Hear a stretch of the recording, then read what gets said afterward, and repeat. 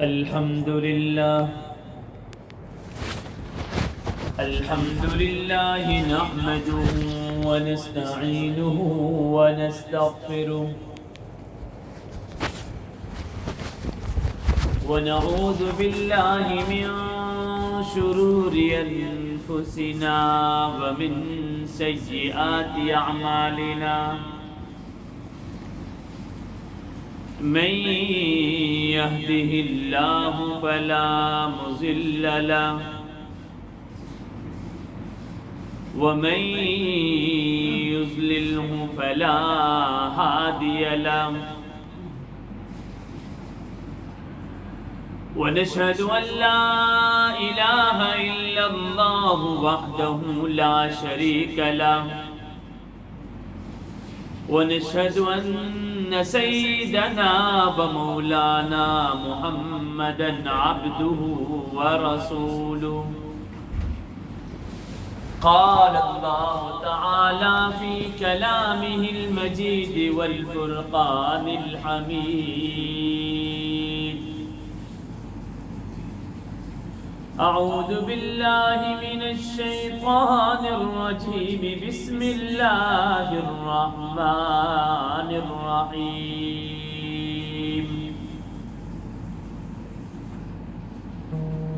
إن الله يأمر بالعدل والإحسان وإيتاء ذي القربى وينهى عن الفحشاء والمنكر يعظكم لعلكم تذكرون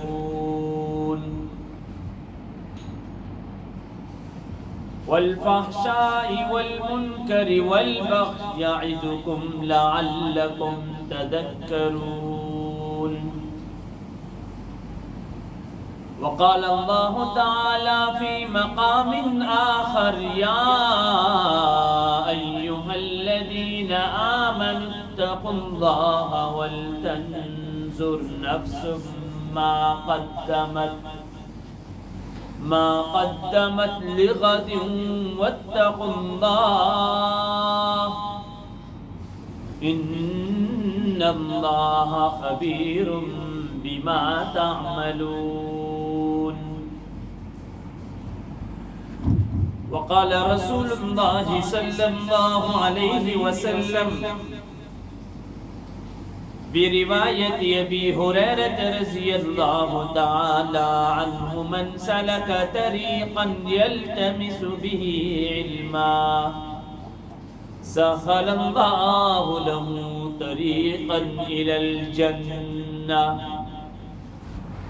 والله في عون العبد ما كان العبد في عون أخيه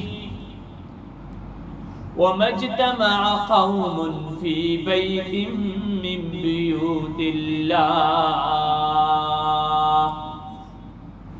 يتلون كتاب الله ويتدارسونه بينهم إلا نزلت عليهم السكينة وغشيتهم الرحمة وحفتهم الملائكة وذكرهم الله في من عنده ومن بطأ به عمله لم يسرع به نسبه صدق الله وصدق رسوله النبي الكريم اما بعد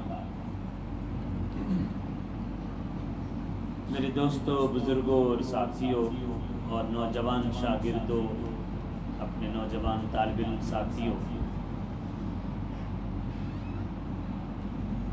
آج آپ کے اس مدرسے میں آنے کا اتفاق ہوا۔ اپنے ان طالب علم ساتھیوں کا شکریہ، اپنے سبحان بھائی کا شکریہ، اور آپ سب سے بڑھ کر قابل احترام شخصیت جناب محترم حافظ قاری محمد علی صاحب اس وقت پاکستان میں ہیں، ان کا شکریہ کہ یہاں مجھے آنے کا موقع ملا۔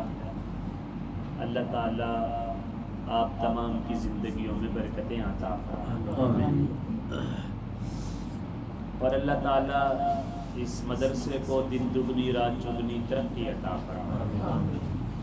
اس مدرسے کا شہرہ دور دور تک ہے، اور ماشاءاللہ سے یہاں کے طلباء کی تعلیم، یہاں کے مدرسے کا سسٹم، یہاں کی صفائی، نظافت اور یہاں کا حسن قابل تقلید ہے۔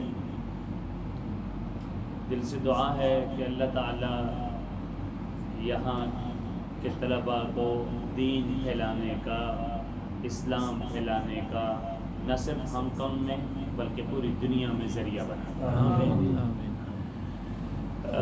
میں نے جو آیت پڑھی سوچ رہا تھا کہ کیا گفتگو کروں، تو بیٹھے بیٹھے میں نے حافظ صاحب سے کہا کہ اس آیت پہ تشریح کر لیتے ہیں۔ ایک آیت جو میں نے ابھی پڑھی ہے، یہ آپ لوگ کو تقریباً ہر خطبے میں سنتے ہوں گے، ان اللہ یأمر بالعدل والإحسان وإیتاء ذی القربى وینہی عن الفحشاء والمنکر والبغی یعظکم لعلکم تذکرون۔ یہ آیت ہمارے اکابر، ہمارے بزرگ، ہمارے اساتذہ، ہمارے علماء، بڑے بڑے شیوخ اپنے جمعے کے ہر خطبے کے اندر یہ پڑھتے ہیں۔ اور ایک عظیم الشان خلیفہ گزرے ہیں، عمر بن عبدالعزیز ان کا نام ہے، آپ نے سنا ہوگا۔ یہ ان کے زمانے سے یہ ایک روایت چلی کہ خطبے کے اندر اس آیت کا انتخاب کیا جاتا ہے۔ سوال یہ ہے کہ اس آیت کی روح کیا ہے، اس آیت کے اندر میسج اور پیغام کیا ہے؟ مجھے نہیں پتا یہاں کا ٹائم کا سلسلہ کیا، جب ٹائم پورا ہونے لگے مجھے اشارہ کر دیجیے، جزاک اللہ۔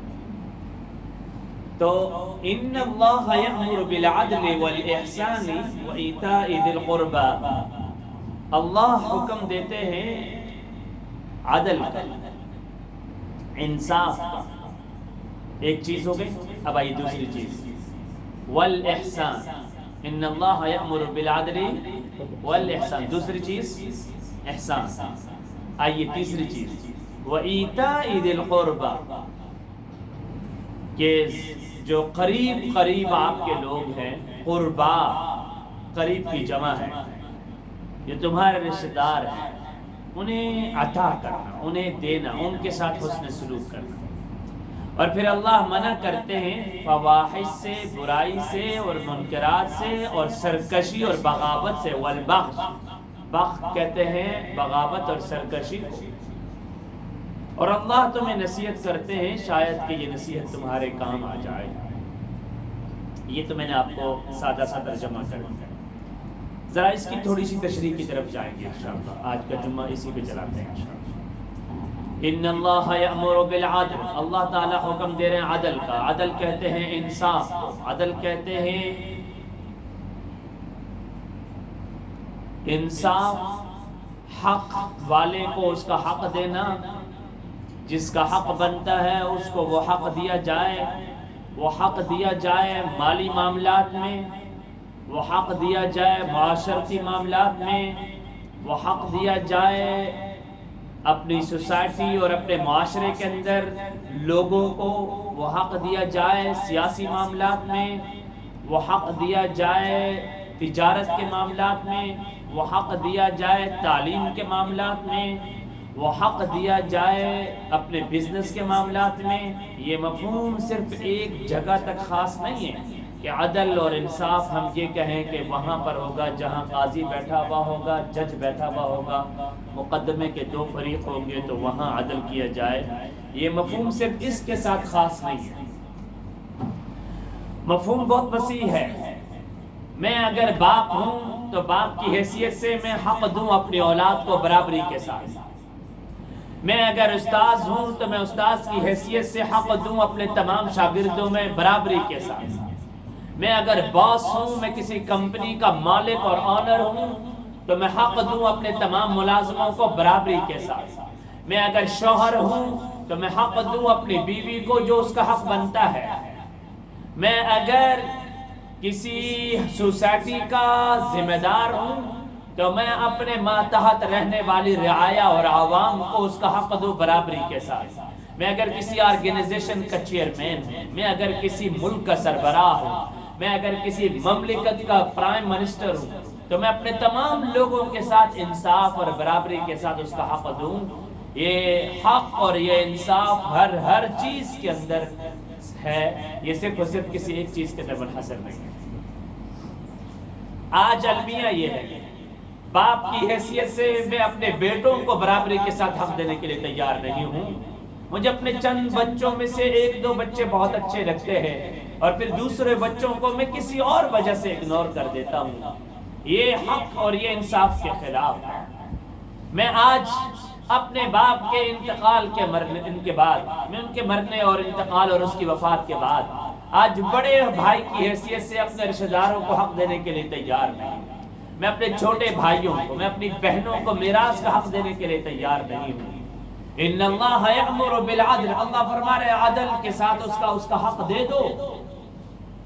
آج کتنا بڑا المیہ ہے، خاص طور پہ پاکستان اور بر صغیر پاک و ہند سے تعلق رکھنے والے لوگوں کا۔ میں پاکستان میں تھا، وہاں ایز اے مفتی جو سب سے زیادہ مسئلے دارالفتاء میں آتے ہیں، جو علماء کے پاس، مفتیان کرام کے پاس جو مسئلے آتے ہیں، وہ دو طرح کے مسئلے ہوتے ہیں۔ دوستو اس کو سمجھیے، ایک مسئلہ آتا ہے میراث کی تقسیم کا، انہیریٹنس رائٹس کا، کہ جائیداد اور میراث تقسیم نہیں کی جاتی ہے، پھر بھائیوں میں جھگڑے ہو رہے ہوتے ہیں، بڑے بھائیوں میں چھوٹے بھائیوں میں جھگڑے ہو رہے ہوتے ہیں، اور پھر بہنیں شرما شرمی کی وجہ سے، اپنی عزت کی وجہ سے کہ بھائی ہم سے ناراض نہ ہو جائے، وہ بہنیں بھی میراث میں اپنا حصہ مانگنے کے لیے ہمت نہیں کر پاتی۔ یہ بڑے مسئلے ہیں پاکستان کے اندر میراث کی تقسیم کے بعد۔ تو اللہ فرما رہے ہیں کہ انصاف کے ساتھ ہر ایک کے ساتھ معاملہ کرو۔ آپ کو پتہ ہونا چاہیے شریعت کا حکم یہ ہے کہ جب آدمی کا انتقال ہو جائے تو جنازے کی ڈولی بعد میں اٹھاؤ، پہلے میراث کو تقسیم کرو۔ آج سالہ سال میراث تقسیم نہیں ہوتی ہے، جس کی وجہ سے خاندانی جھگڑے پیدا ہو جاتے ہیں، اور بڑا بھائی یا ان میں سے کوئی ایک ایکٹیو بھائی وہ سانپ بن جاتا ہے، وہ اپنے دوسرے بھائیوں کو میراث کا حق دینے کے لیے تیار نہیں ہوتا، اور ہیلے بہانے کرتا ہے کہ وہ فلاں پراپرٹی اتنی قیمتی ہے، اگر میں نے تقسیم کر دی تم لوگ آپس میں بچھڑ جاؤ گے اور تمہیں یہ مال تقسیم ہو جائے گا، اس کی ویلیو خراب ہو جائے گی، یہ پیسے آپ کو کم ملیں گے۔ ان ہیلوں اور بہانوں سے وہ سالہ سال میراث کے مال پہ قابض بن کے بیٹھا ہوا ہے۔ اور پھر بہنیں اس وجہ سے کہ میرے بچوں کا ماموں ناراض نہ ہو جائے، کل کو میں نے رشتے کروانے ہیں، کل کو میرے بچوں کے ان کے ادھر رشتے ہونے ہیں، کل میرے بہن بھائیوں میں آپس میں اولادوں میں رشتے ہونے ہیں، کہیں وہ لوگ ناراض نہ ہو جائیں، کہیں وہ لوگ مجھ سے دور نہ ہو جائیں، چھوڑو میں میراث کے مال کو معاف کر دیتی ہوں اپنے بھائی کے نام پہ۔ کتنا بڑا ظلم ہے جو ہم کر رہے ہیں۔ آپ کو پتہ ہے حضرات صحابیہ کے خاندان میں ایک صحابیہ بیٹھی ہوئی ہے، روٹی بنا رہی ہے، آٹا گوندھ رہی ہے، اور شوہر کی طبیعت خراب تھی، بچے باہر گئے ہوئے تھے۔ وہ ایک عظیم خاتون جب وہ کھانا بنا رہی تھی، روٹی بنا رہی تھی، اچانک شوہر کی آواز آئی کہ وہ آخری سانس لے رہا ہے۔ یہ بیوی بھاگتی ہوئی گئی ہے اپنے شوہر کے پاس اور جا کے دیکھا کہ میرا شوہر تو آخری سانس لے رہا ہے، اور آخری سانس لیتے ہوئے اس کی آنکھ بند ہو جاتی ہے، وہ انتقال کر جاتا ہے۔ یہ روتی ہے کہ میرا سرتاج تو اس دنیا سے رخصت ہو گیا ہے، میرے بچوں کے سر سے اس کے ابا کا سہارا اٹھ گیا ہے۔ تھوڑی دیر بعد بچے بھی آ جاتے ہیں، یہ اولاد بھی آ جاتی ہے، اور وہ بھی غم اور دکھ کا اظہار کرتے ہیں۔ ماں تھوڑی دیر کے بعد ان بچوں کو تسلی دیتی ہے، بیٹا اب تمہارا ابا چلا گیا ہے، یہ رو دھو کر اور ماتم کر کے ابا کو تکلیف مت دو، اللہ کے فیصلے پہ راضی ہو جاؤ، اللہ کی تقدیر پہ راضی ہو جاؤ۔ تمہارا ابا تمہاری طرح اس دنیا کے اندر ایک امانت بن کر آیا تھا، اس امانت نے تمہاری امانت کا بھی خیال رکھا اور میری امانت کا بھی خیال رکھا۔ اب اللہ نے تمہارے ابا کو اٹھا لیا ہے، تم اب ماتم اور رو اور دھو کر اور گریبان چاک کر کے اور اپنے آپ کو رونے اور دھونے میں رکھ کر اپنے ابا کی روح کو تکلیف مت دو۔ یہ ہو گیا، ماں صبر دیتی ہے، پھر ماں کہتی ہے بیٹا تم سارے بالغ بچے ہو، ابھی میں تمہارا روٹی بنا رہی تھی، یہ جو آٹا تھا نا یہ تمہارے ابا کے پیسوں کا آٹا تھا، یہ روٹی تمہارے ابا کی میراث کی روٹی تھی، اب ابا چلے گئے ہیں، یہ میراث بن گئی، مجھے نہیں پتا کہ اس آٹے کا کون سا حصہ میرے میراث کے حصے میں آتا ہے اور کون سا حصہ تمہاری میراث کے حصے میں آتا ہے، تم سارے میری بالغ اولاد ہو، اگر تم مجھے اجازت دو گے تو میں روٹی پکا لوں گی اور روٹی پکا کے تمہیں کھلا دوں گی، اگر تم اجازت نہیں دو گی تو میں روٹی کو یہی روک دوں گی، کیونکہ اب یہ میراث میری ملکیت نہیں رہا، یہ میراث تمہاری ملکیت نہیں رہا، یہ میراث اب تم سب کی مشترکہ بن چکا ہے۔ جو ماں اتنی احتیاط کرنے والی ہو، جو ماں اتنا زیادہ تقوی اختیار کرنے والی ہو، اس ماں کی کوکھ سے ولی اللہ ہی تو پیدا ہوں گے نا دوستو، اس ماں کی اولاد پھر کتنی بابرکت ہوگی۔ آج کون اس چیز کا خیال رکھتا ہے؟ کون ان باتوں کا خیال رکھتا ہے؟ باپ کی آنکھ بند ہونے کے بعد شریعت یہ بتاتی ہے کہ اگر تم تدفین سے پہلے، کفن اور دفن سے پہلے میراث کو تقسیم نہیں کر سکتے ہو، تم اس وقت غم کے اندر ہو، تم اگر تکلیف کے اندر ہو، دکھ میں ہو اور تم جنازے کی تدفین میں مصروف ہو، تو اتنا ضرور کرو کہ اس وقت جو تم پنکھا استعمال کر رہے ہو گھر پہ، اس وقت جو تم ہوا استعمال کر رہے ہو گھر پہ، اس وقت جو تم چارپائی استعمال کر رہے ہو گھر پہ، اس وقت تم جو برتن استعمال کر رہے ہو، یہ اب میراث بن چکی ہے۔ تم بالغ اگر ہو تو تم ایک دوسرے سے یہ کہہ دو کہ جب تک ابا کا جنازہ تدفین کے مرحلے میں مکمل نہیں ہو جاتا، جب تک ہم میراث تقسیم نہیں کر لیتے، اس وقت تک ہم ایک دوسرے کو اجازت دیتے ہیں کہ ہم اس پنکھے کی ہوا کو ایک دوسرے کو استعمال کرنے کی اجازت دے دیں۔ یہ شریعت کا مسئلہ اتنا بڑا نازک ہے۔ آج کہاں ہم ایک دوسرے کو حق دے رہے ہیں؟ آج تو ہم مالی حقوق نہیں دے رہے، آج تو ہم دنیاوی طور پر جو پیسوں کے حقوق ہیں وہ نہیں دے رہے۔ شریعت کہہ رہی ہے کہ اگر تم، آپ کو پتہ عبداللہ ابن مسعود رضی اللہ تعالی عنہ نے نبی اکرم صلی اللہ علیہ وسلم سے شکایت کی، یا رسول اللہ میرے کچھ ملازم ایسے ہیں جو میرے ساتھ بعض دفعہ جھوٹ بھی بولتے ہیں، میرے غلام ہیں، یکذبوننی ویعصوننی ویخالفوننی، یہ مجھے جھوٹ بولتے ہیں، میری نافرمانی کرتے ہیں، میری بات کو فالو نہیں کرتے ہیں، وَيُخَالِفُونَنِي، میری مخالفت بھی کرتے ہیں بعض دفعہ، پھر میں کیا کرتا ہوں یا رسول اللہ، أَنَا أَضْرِبُهُمْ وَأَشْتِمُهُمْ، یا رسول اللہ کبھی مجھے غصہ آ جاتا ہے میں انہیں مار بھی دیتا ہوں، وَأَشْتِمُهُمْ، میرے منہ سے بعض دفعہ سخت اور سست باتیں بھی نکل جاتی ہیں، تو یا رسول اللہ فَكَيْفَ أَنَا، پھر میرے بارے میں کیا حکم ہے، میں کیا کروں؟ نبی اکرم صلی اللہ علیہ وسلم نے فرمایا جتنا انہوں نے مخالفت کی اس حد تک تم نے اگر انہیں ڈانٹا، اس حد تک تم نے انہیں مارا تو تم برابر، کلاہما سوا سوا، پھر تو ہو گئی بات برابر، لیکن اگر اس سے زیادہ تم نے ایک جملہ بھی کہا تو یاد رکھو کل قیامت والے دن تمہیں اس کا جواب دینا پڑے گا، یاد رکھو تمہیں کل قیامت والے دن اس کا حساب دینا پڑے گا۔ عبداللہ بن مسعود رضی اللہ عنہ نے عرض کیا یا رسول اللہ الان انا اشہد، میں آپ کو گواہی بنا کر کہتا ہوں کہ اب میں نے ان سب کو آزاد کر دیا ہے صرف اللہ اور آپ کے چہرے کی وجہ سے، اللہ اور اس کے رسول کے چہرے کی وجہ سے میں نے معاف کر دیا، میں نے انہیں آزاد کر دیا۔ یہ حقوق کا خیال رکھنا بہت ضروری ہے، یہ صرف اس حد تک نہیں ہے دوستو کہ صرف میراث کی حد تک، میں نے جیسے پہلے عرض کیا آپ اگر باس ہیں، آپ اگر مالک ہیں، آپ پر ذمہ داری ہے کہ اپنے ملازموں کے ساتھ انصاف کا معاملہ کریں، اگر آپ والد ہیں اپنی اولاد کے ساتھ، یہ عجیب سا سکون ہو گیا ہے، یہ معاشرہ ہمارا عجیب سا آ گیا ہے، بیٹے ہوں گے تو اس کے لیے اعلیٰ سے اعلیٰ چیزیں لیں گے، بیٹیاں ہوں گی تو ان کے لیے ہلکی ہلکی چیزیں لیں گے، نعوذ باللہ، بیٹا ہوگا تو اس کے لیے اعلیٰ سے اعلیٰ اسکول کا انتظام کریں گے، اور اگر بیٹی ہوگی تو اس کے لیے ہلکے پھلکے اسکول میں ڈال دیں گے، اور یہ سوچ کر کہ یہ بیٹی تو کل ہمارے گھر میں رہنے والی نہیں ہے تو کچھ عرصے بعد روانہ ہو جائے گی۔ کتنے ہی بھائی ایسے ہیں جو اپنی بہنوں کو یہ کہہ کر میراث کا حصہ نہیں دیتے، او بہن وہ آپ کی شادی کے ٹائم پہ جو ہم نے جہیز کے اخراجات کیے تھے نا، بس وہی آپ کی میراث ہو گئی، اب ہم آپ کو حصہ دینے کے لیے تیار نہیں ہیں۔ کیا ظلم و بربریت ہوتی ہے، کیا پھڈے ہوتے ہیں۔ آپ کو ایک ایک چیز کا حساب دینا پڑے گا کل قیامت والے دن۔ آج عزم کرے دوستو، آپ کے خاندان میں، آپ کے اٹک میں، آپ کے چکوال میں، آپ کے میرپور میں، آپ کے کراچی میں، کہیں پر اگر آپ کے خاندان کی پراپرٹی ہے وہ میراث میں تقسیم نہیں ہوئی ہے، اللہ کے لیے اسے حصہ میں دے دیجئے، اپنی بہن کو دے دیجئے حصہ، ان کو وہ تقسیم کر دیجئے۔ مت جہنم کا ایندھن بنائیے اپنے لیے دوستو، مت ایندھن بنائیے۔ ان اللہ یأمر بالعدل، اللہ انصاف کا حکم دیتا ہے۔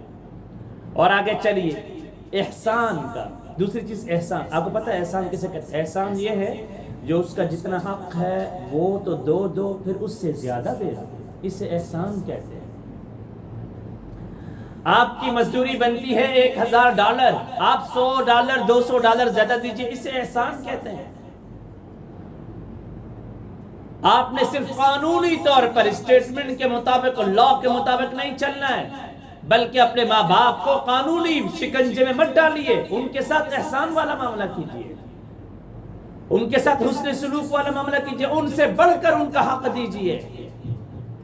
اور یاد رکھیے جن اولادوں نے اپنے ماں باپ کے حقوق کی ادا کرنے کی کوشش کی ہے، خدا نے ان کو دنیا میں چمکایا ہے، دنیاوی اعتبار سے بھی اللہ نے انہیں عزت عطا فرمائی، دینی اعتبار سے بھی اللہ نے انہیں عزت عطا فرمائی، اور دنیا کے چمکتے ہوئے ستارے بنے۔ آپ کو پتہ ہے ایک نام آپ نے سنا ہوگا، امام شافعی رحمہ اللہ۔ فقہ حنفی کے بعد، امام ابو حنیفہ کے بعد، دنیا کے سب سے بڑے مقبول امام اگر دنیا میں گزرے ہیں تو نام ہے امام شافعی رحمہ اللہ۔ فقہ کی دنیا میں بے تاج بادشاہ ہیں امام شافعی رحمہ اللہ۔ امام شافعی رحمہ اللہ آج بھی مکہ اور مدینہ میں، آج بھی عرب کی کئی سارے ممالک کے اندر فقہ شافعی کو تسلیم کیا جاتا ہے۔ یہ امام شافعی ایسے نہیں بنے تھے دوستو، یہ اتنے بڑے بزرگ تھے اور اتنے بڑے استاذ تھے، ان کے بارے میں آتا ہے کہ ان کے ایک ایک درس میں 20-20 ہزار علماء بیٹھا کرتے تھے، عام پبلک نہیں۔ ان کا نام تھا محمد ابن ادریس، محمد ابن ادریس الشافعی رحمہ اللہ تعالی۔ تو 20-20 ہزار علماء ان کی مجلس میں بیٹھا کرتے تھے۔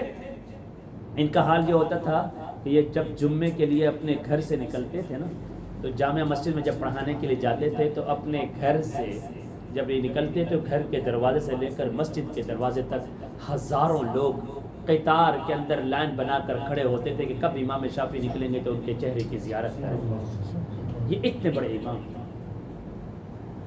آج اگر آپ کوئی بھی کتاب اٹھا لیں،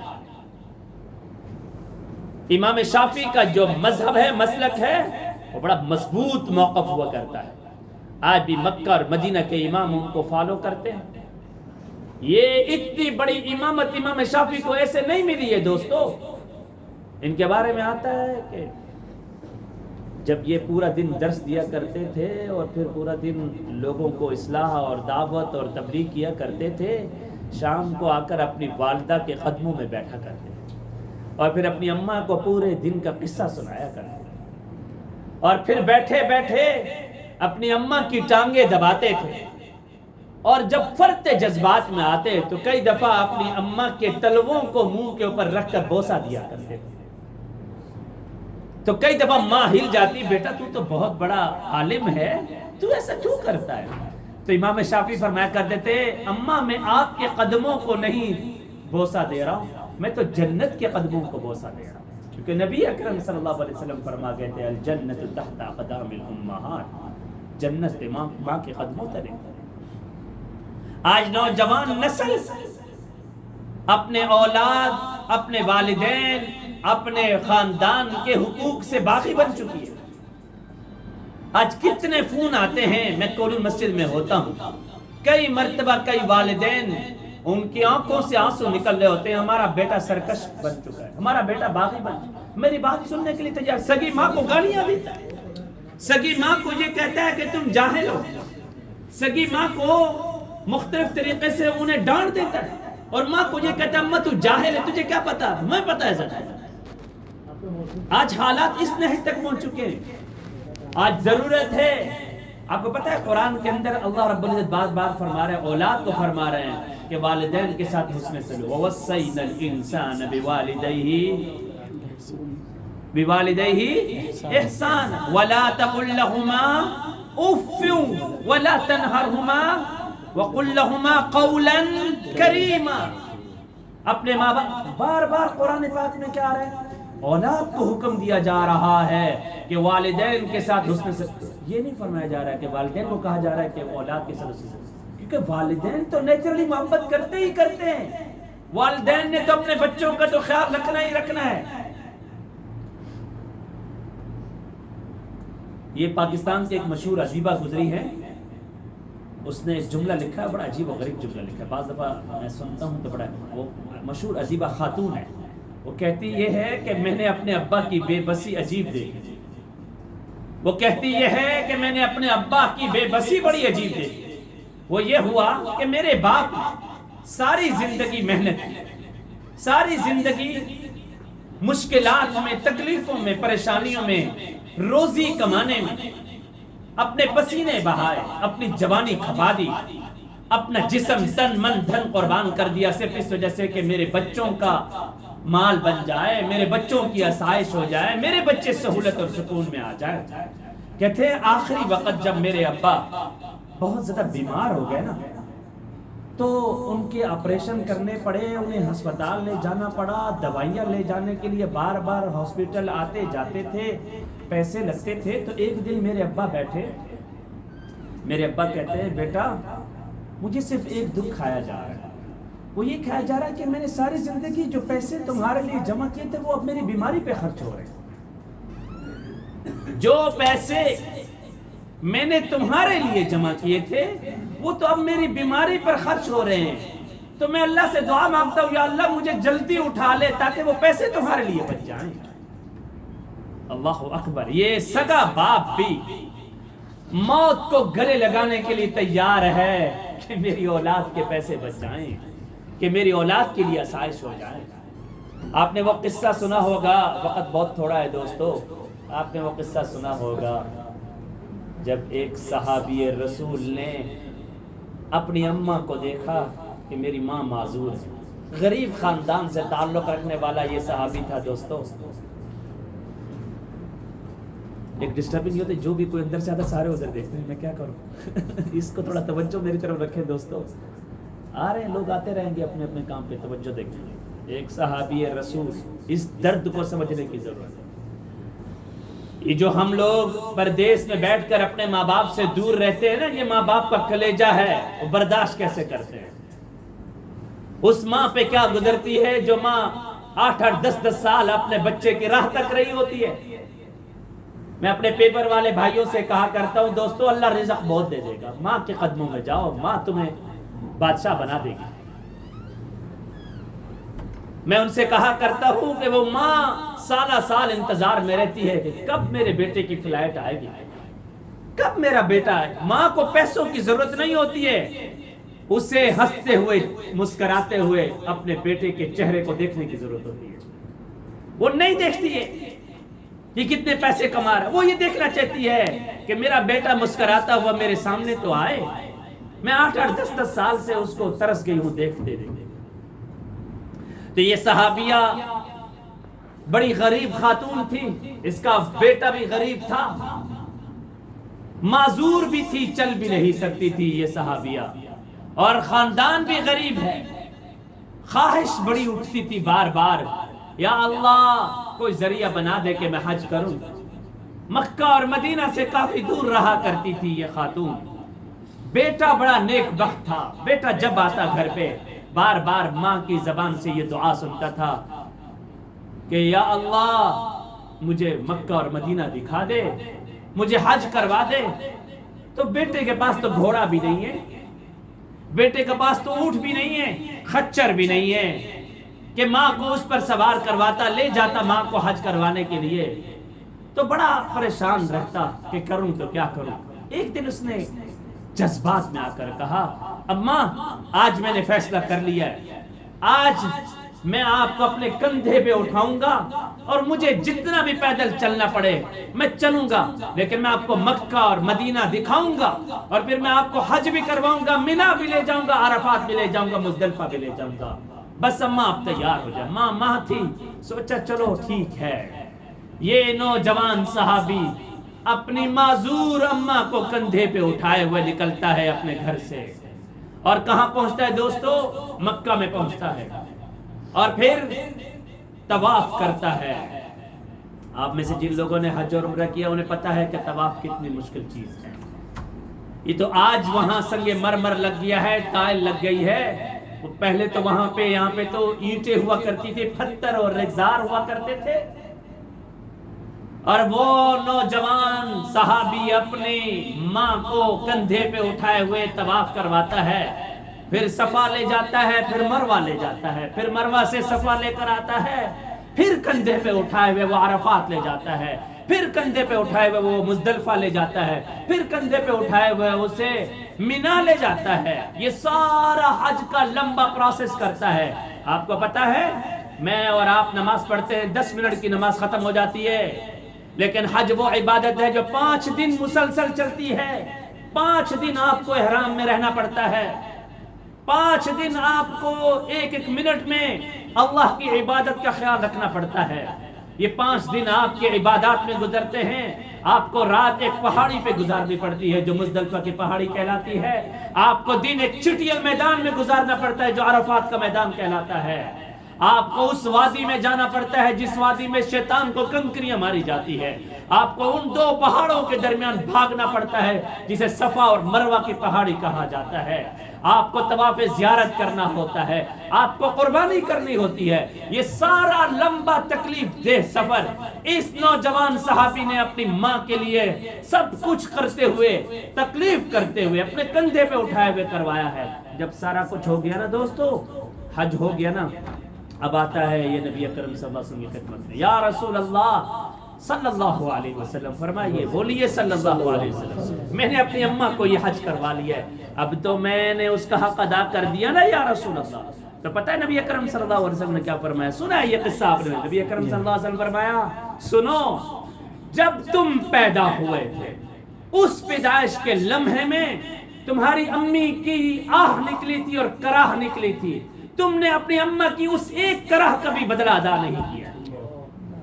یہ سارا کچھ کرنے کے باوجود بھی تم نے اپنی اماں کی ایک لمحے کی تکلیف کا بدلہ بھی ادا نہیں کیا۔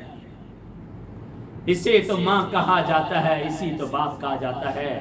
دوستو، میں اپنی بات کو اختتام کی طرف لے جاتا ہوں۔ یہ اسلام ہمیں مفت میں نہیں ملا ہے، یہ بر صغیر پاک و ہند کے علماء کی قربانیاں ہیں۔ ہمارے ماں باپ قربان ہو جائیں، فدا کا ابی و امی یا رسول اللہ، میرے ماں باپ قربان ہو جائیں، میری جان اور میرے مال آپ پر فدا ہو جائے۔ ایک صحابی آ کر عرض کرتے یا رسول اللہ، لنگڑاتے ہوئے آتے، پتہ ہے لنگڑے صحابی ہیں، ان کا پاؤں کام نہیں کر رہا، اور زمین پہ لیٹتے ہوئے رگڑے کھا کھا کر آ رہے ہیں۔ نبی اکرم، یا رسول اللہ، جنگ کا میدان گرم ہے اور آپ کو فوج کی ضرورت ہے، صحابہ کرام کی فوج کی، مجھے اجازت دیجئے، میں جانا چاہتا ہوں جہاد میں۔ نبی اکرم صلی اللہ علیہ وسلم فرمایا، ارے جنگ تو اس موقع پہ لڑی جاتی تھی ہاتھوں سے، تیروں سے، تلواروں سے، تو چل نہیں سکتا ہے، تمہیں اجازت نہیں ہے، جاؤ گھر پہ جا کے بیٹھو اور تمہیں گھر پہ بیٹھے ہوئے جہاد کا ثواب ملے گا۔ اتنے میں اس کا نوجوان بیٹا آ جاتا ہے، عرض کرتا ہے یا رسول اللہ، میرے ابا کو تو آپ اجازت نہیں دے رہے، مجھے تو دے دیجئے۔ فرمایا ہے رسول اللہ صلی اللہ علیہ وسلم، اللہ کے بندے، تمہیں میں جہاد پہ بھیج دوں گا تو تمہارے ابا کی خدمت کون کرے گا؟ تو باپ نے کہا یا رسول اللہ، بس میں نے ساری زندگی آپ سے کوئی اور ناز اور مان نہیں کیا ہے، میں یہ ناز اور مان کر رہا ہوں، مجھے بھی اجازت دیجئے، میرے بیٹے کو بھی۔ نبی اکرم صلی اللہ علیہ وسلم نے یوں ہاتھ اٹھائے اور فرمایا کہ ٹھیک ہے، تجھے بھی اجازت ہے، تیرے بیٹے کو بھی اجازت ہے۔ یہ دونوں میدان جنگ میں جاتے ہیں، میدان کارزار گرم ہے، گھمسان کی جنگ لڑ رہی ہے، تیروں کی بارش ہو رہی ہے، نوجوان صحابہ کرام کٹ کٹ کر شہید ہو رہے ہیں، اس میں یہ لنگڑاتے ہوئے صحابی بھی شہید. تاریخ اس کا نام عمرو ابن جموح بتاتی ہے. عمرو ابن جموح یہ شہید ہو جاتے ہیں، جنگ تھم جاتی ہے. نبی اکرم صلی اللہ علیہ وسلم صحابہ کرام کو فرما رہے ہیں دیکھو دیکھو کہاں کہاں ہمارے شہید صحابہ ہیں، ان کی لاشوں کو اٹھاؤ اور مدینہ لے چلتے ہیں، وہاں جنازہ ہوگا، وہاں تدفین ہوگی. غسل تو ہوتا نہیں، آپ کو پتہ ہے شہید کو غسل نہیں دیا جاتا، صرف جنازہ ہوتا ہے اور تدفین ہوتی ہے انہی کپڑوں کے ساتھ جن کپڑوں میں وہ شہادت ہوئی ہے، اسی کی طرح اس کو لپیٹ دیا جاتا ہے. اب سارے صحابہ کرام کی لاشوں کو اٹھایا جا رہا ہے، اونٹوں پہ رکھا جا رہا ہے اور لے جایا جا رہا ہے. جاتے جاتے ایک گھاٹی میں دیکھا وہ لنگڑاتے ہوئے صحابی کی لاش بھی رکھی ہوئی ہے. نبی اکرم صلی اللہ علیہ وسلم اس کے قریب گئے، نبی اکرم صلی اللہ علیہ وسلم نے اس کو بھی اٹھاؤ. اس کی لاش کو اٹھایا گیا، اونٹ پہ رکھا گیا اور مدینہ کی طرف لے جانے لگے. تو حیران کون بات یہ کہ اونٹ حرکت نہیں کرتا، اونٹ مدینہ کی طرف نہیں جاتا. سارے اونٹ اور ساری لاشیں منتقل ہو رہی ہے اور عمرو ابن جموح کی لاش نہیں جا رہی ہے. بار بار اس کی نکیل کو کھینچا جا رہا ہے کہ مدینہ کی طرف اس کو کھینچو، اونٹ نہیں جاتا، اونٹ حرکت نہیں کرتا. آتے ہیں صحابہ کرام نبی اکرم صلی اللہ علیہ وسلم کے پاس، یا رسول اللہ صلی اللہ علیہ وسلم آپ نے فرمایا لاشیں منتقل کی جائے. سب لاشیں جا رہی ہے لیکن عمرو ابن جموح کی لاش نہیں جاتی ہے. نبی اکرم صلی اللہ علیہ وسلم فرمایا کہ جاؤ اس کی بیوی کے پاس، اس کے گھر جاؤ، اس کی بیوی سے ماجرا پوچھو، کوئی بات پوچھو، کوئی بات ہے کہ اللہ اس اونٹ کو یہ حص دے رہا ہے کہ یہ اونٹ مدینہ کی طرف جانے کے لیے تیار نہیں ہے. صحابی آتے ہیں اور آ کر پوچھتے ہیں ان کی بیوی سے کیا بات ہے، تمہارے شوہر کی لاش میت نہیں آتی، وہ تو شہید ہو گئے. تو اس کی بیوی کہتی ہے اب مجھے اور تو کچھ پتہ نہیں ہے. جب وہ گھر سے نکل رہے تھے تو ہاتھ اٹھا کر ایک دعا مانگ رہے تھے، اللہم لا تردنی الی اہلی حیا و میتا. ایک دعا مانگ رہے تھے جاتے جاتے، وہ یہ مانگ رہے تھے کہ میں جا رہا تو ہوں نبی اکرم صلی اللہ علیہ وسلم کے پاس جہاد کی اجازت لینے کے لیے، پتہ نہیں کیا بنتا ہے، لیکن میں ایک دعا کر کے اس گھر سے نکل رہا ہوں، لا تردنی الی اہلی. وہ میری دعا یہ ہے کہ یا اللہ اب میں جاؤں تو بس شہید ہو جاؤں، اس دوبارہ گھر میں، اس گھر میں دوبارہ زندہ یا مردہ واپس نہ لایا جاؤں، نہ میں زندہ لایا جاؤں نہ میں مردہ لایا جاؤں. یہ دعا کی تھی. یہ دعا اللہ کو اتنی اچھی لگی کہ اللہ نے اس کی مسجد اور اس کی لاش کو بھی مدینہ میں نہیں آنے دیا. وہیں جنگ کے میدان میں پہاڑوں میں ان کی قبر آج بھی موجود. ایسے نہیں ہوا ہے دوستو، وقت زیادہ ہو گیا ہے. میں صرف یہ عرض کرنا چاہتا ہوں کہ سمجھیے اس حساسیت کو، اس نزاکت کو سمجھیے. ایک برقع پوش عورت آ کر دروازہ کھٹکھٹاتی ہے تو حضرت بلال کو نبی اکرم صلی اللہ علیہ وسلم بھیجتے ہیں، اے بلال جاؤ یہ برقعے والی عورت کیا بولتی ہے. چھوٹا سا بچہ اٹھایا ہوا، شیرخوار بچہ. نبی اکرم صلی اللہ علیہ وسلم کے حکم پہ حضرت بلال جب باہر جاتے ہیں تو دیکھا ایک چھوٹا سا شیرخوار سا بچہ ہے. تو پوچھا جی اماں جان آپ کیا کہنا چاہتی ہیں؟ تو وہ کہتی ہے میں نے سنا ہے میدان جنگ گرم ہے، نبی اکرم صلی اللہ علیہ وسلم نے جہاد کی کال دے دی ہے، میرا شوہر وہ بھی شہید ہو چکا ہے، میرا کوئی اور بڑا جوان بچہ نہیں، یہ میرا چھوٹا سا شیرخوار بچہ ہے، میں اسے لے کر آئی ہوں اور یہ لے جائیے نبی اکرم صلی اللہ علیہ وسلم کے پاس اور نبوت کو کہہ دیجئے، عرض کر دیجئے، آقا صلی اللہ علیہ وسلم کو فرما دیجئے کہ یا رسول اللہ میدان جنگ میں جب تیر آئے نا آپ کی طرف، میرے اس چھوٹے سے شیرخوار بچے کو آگے کر دے، وہ تیر میرے بچے کے جسم پہ لگنا گوارا ہے مگر آپ کے جسم میں خراش آنا بھی گوارا نہیں ہے. یہ قربانیاں تھیں ان صحابہ کرام کی، یہ قربانیاں تھیں ان عظیم ہستیوں کی. آج تو مفت میں ہمیں اسلام ملا، آج تو ہمیں مفت میں اسلام ملا. میرے ماں باپ مسلمان تھے، انہوں نے میرے کان میں اذان کی آواز کیا دی تھی جب میں پیدا ہوا تھا. آج تو یہ سنیے، عزم کیجئے. آج کی میرے سب تقریر کی دو ہی خلاصے. نمبر 1 کہ اپنی اولادوں کو، نوجوان بچوں کو اپنے والدین کے ساتھ قریب کیجئے، انہیں حسن سلوک سکھائیے، انہیں عدل سکھائیے، انہیں انصاف سکھائیے. اور نمبر 2 بات یہ ہے کہ اسلام کی خاطر اپنے دلوں کو، اپنے دماغوں کو، اپنے ذہنوں کو صاف رکھیے. آج پیسہ بہت ہو رہا ہے، پراپرٹی بہت ہو رہی ہے، لیکن دل سانس نہیں ہو رہے ہیں. التقویٰ ہا ہونا، تقویٰ یہاں پر ہے. میں نے باتیں بہت کرنی تھی لیکن وقت زیادہ ہو گیا ہے. اللہ تعالی ہم سب کا حامی و ناصر ہو. وآخر دعوانا ان الحمدللہ رب العالمین. ویڈیو کے نیچے سبسکرائب کے بٹن پہ کلک کریں، بیل کے آئیکن پہ کلک کیجئے تاکہ ہر نئی ویڈیو کی نوٹیفیکیشن آپ کو مل جائے.